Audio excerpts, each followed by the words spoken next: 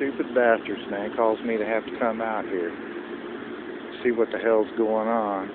And you see, things don't always work smoothly, folks, and we know that. That's why you're not supposed to be out here anywhere from 10 p.m. to 6 a.m. Publix.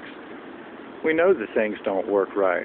When you're out here trying to get these 2 pallets shoved inside this van that's overloaded at 4 o'clock in the morning from Atlanta, Georgia, and you're shuffling it around left to right, in and out, things don't always work smoothly, just like that trailer right there. For some reason, he had to disconnect the brake lines, so it ain't working. And in the process, while he's out here figuring all this out, which is perfectly logical and explainable and understandable, the thing of it is, you're not supposed to be out here at this time of night doing this shit, Publix, because there's a noise ordinance.